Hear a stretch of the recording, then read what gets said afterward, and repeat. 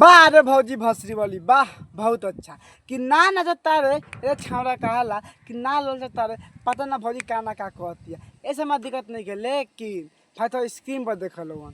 अब बताओ ई कौन ड्रेस बा ए भौजी ऐसे पहन के डांस करू नु तो कसम से कहता रू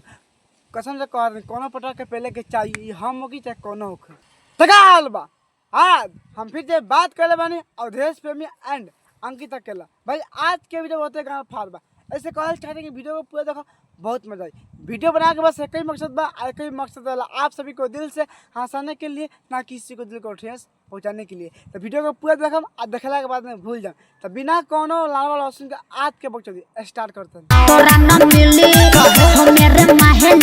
अच्छा हमारा ना मिली हमें माहेला पटक के पेलम अपने से देबे तू काहे समझता रहा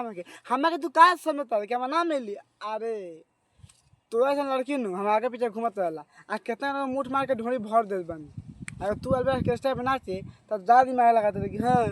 ना काहे ले मैं हम तो आर बहन जो भागा ना तो पटकिया के पेलम लाल पर हक देबो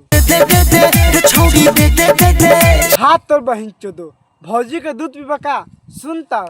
दे दे दे दे ए छौड़ी दे दे दे दे अरे पेल दे ए छौड़ा पेल दे तार बहिन चोदलन खाए तो ये कहे के बा कहे के बा सुंदर केंद्र कहता भैया भंसरी वाला कि दे दे दे दे दे दे अरे भैया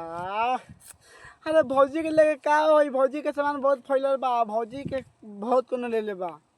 हम झूठ ना बोलता नहीं सच बोलता तो विश्वास सीखे नु तो लेके जो कैमरा में आ भौजी के मार किया अगर पता ना लगे नु तो मुठ मार के तो मुंह में भर दे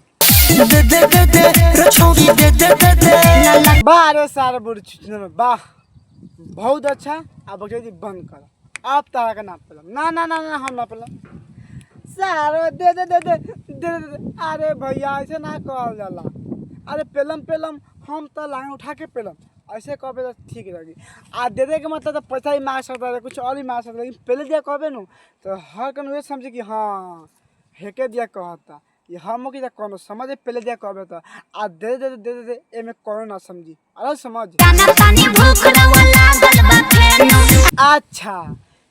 जाना तानी कि भूख रहुआ के लागल बा फेरनु ई तू बात सही कहलो ये करेगा हमरा भूख बहुते कस के लागल बा तो हमरा के दूध पियम वो जोबन वाला दूध भैंसी दूध तो गाय के दूध ना पियम हम तहार दूध पियम अगर तू पियाल चाहे तो ठीक बा आ ना पियबू तो हम जौन कहम तो मारे के पड़ी ऐसे पहले तू आगे बोला आई तो का मन बा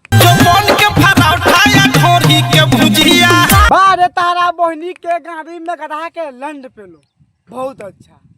जो बन के फराउटा ढोरी के भुजिया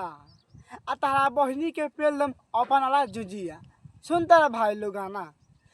भैया भौजी कहत भैया कहते भौजी से कि हम जौन जौन कौन तन खेबू तो भौजी कहती हाँ बोल ना अपने कथी खाए तो भैया कहत तारे जोबन के भुजिया आ ढोरी के भुजिया आ जोबन के फराउटा हाथ तोर बहिन चोदो लाड़ चटबा का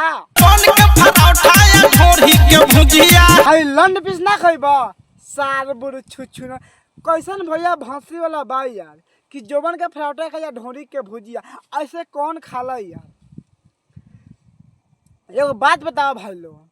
तो भौजी के जोबन के फराउटा बन सकता आ ढोरी के भुजिया तो हम गोलका के हम अंडा बना सकता नहीं आ लमका के लंड पीस ये खाइयो भैया बहुत मजा आई तार बहिन चोदो गाना गावता जोबन के फराउटा ढोरी के भुजिया पटक के पेलदम लाल पे हगबा आ गाँव दाब के भगबा बस तार बहिन चो बस कर बकचोदी अब ई बकचोदी हमार से ना साहस हुई ना भैया भंसी वाले की बात सुना भाई लोगन कितना प्यार से कहता कि जोबन के फराउटा खियाओ आ ढोरी के भुजिया आके खा ला बड़का जुजिया मस्त रही तार बहिन चोदो कहीं क्या मतलब ऐसा कौन कहता यार कौन ऐसा मेहरारू है कि जोबन के मतलब फराउटा बना देगा ढोरी का भुजिया कोई बनाता है लेकिन ये भैया भंसे वाला उहे खइहन उहे जोबन के फराउटा ढोरी के भुजिया बारह साल बुढ़ छुचनर वाह क्या बात ऐसे ऐसे भैया का मलाचट भैया बोलते हैं भैया भंसी वाले भी बोल सकते हैं चुतिया का लंड भी बोल सकते हैं तो बस भाई आज के वीडियो यही पहले वीडियो अच्छा लगे तो लाइक एवं शेयर करो और कमेंट करके बताएं वीडियो कैसा लगा। फिर से मिलते हैं नेक्स्ट वीडियो में, जब तक के लिए जय हिंद जय भारत।